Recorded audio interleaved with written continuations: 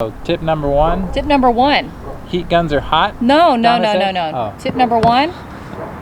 Tip number one. Don't touch heat guns? No. Oh. Tip number one. Buy a trailer where this has already been done for you.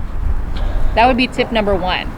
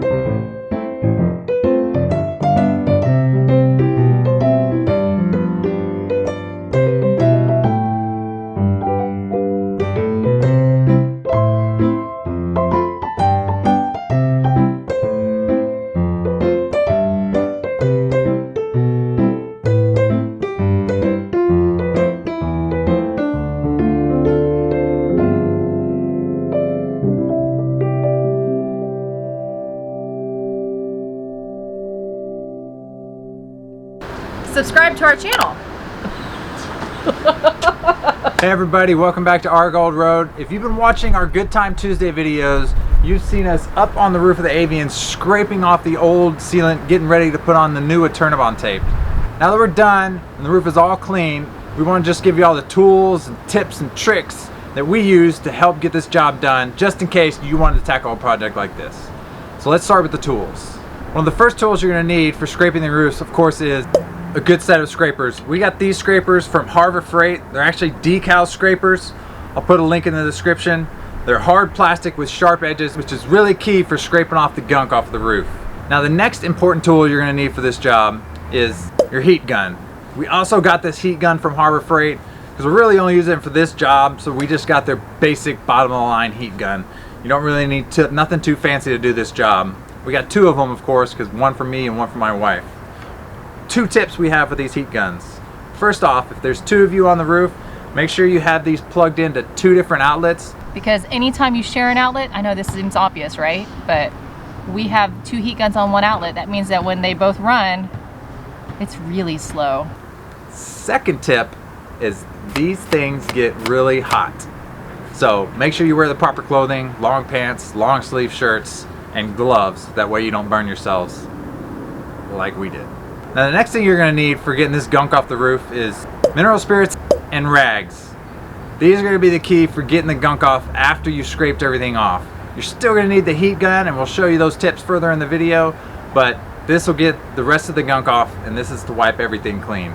And then you'll just use alcohol after that to get all the residue that's left by the mineral spirits.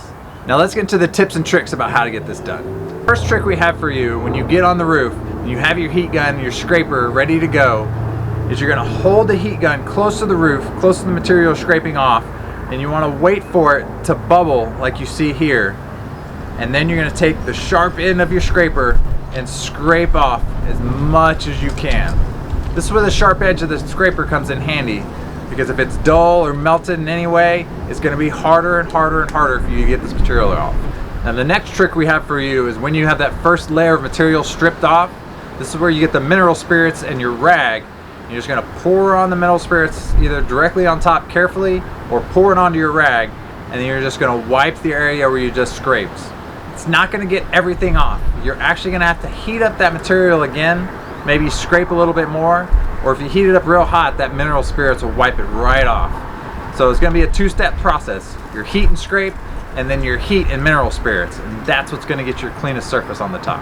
Of course, once you got that area clean, that mineral spirits is going to leave a little bit of residue, and that's where you bring in the alcohol, and that will clean it off. I waited till the very end to use the alcohol. I just cleaned everything off, the entire roof, with the mineral spirits, and then I went back with another round of mineral spirits and then alcohol to get all the residue off. So a tip we have is how to distribute your weight when you're on the roof. Because I weigh lighter than Trevor, I was usually the one that was sitting on the roof, but even then, you don't want to just be walking around there or putting butt dents in it, like I think I might have put a little butt dent in there. So a trick is to find the ribs that are attached to the frame, and the shell is going to hold on to those ribs. the way you identify that is the rivets will go up and around the trailer. You'll see them on the side of the wall, and they go all the way around the top. And you can put a piece of carpet down and then a piece of wood over that, and then sit on the piece of wood. And so long as the wood is straddling a couple of ribs, you won't put any butt dents in the roof like I did. So I've asked my friends on Instagram if they would like a ready-to-go trailer or a project trailer, because it's been a ton of work so far and we have a ton of work to go. Would you want a ready-to-go trailer? Or would you want a DIY project? Leave a comment below. Let us know. Oh, and while you're down there, don't forget to hit that subscribe button and watch all this fun we're having with this trailer and the Airstream. He calls it fun. Thanks for watching. Wear sunscreen. Don't read fashion magazines, they'll just make you feel Ugly. ugly.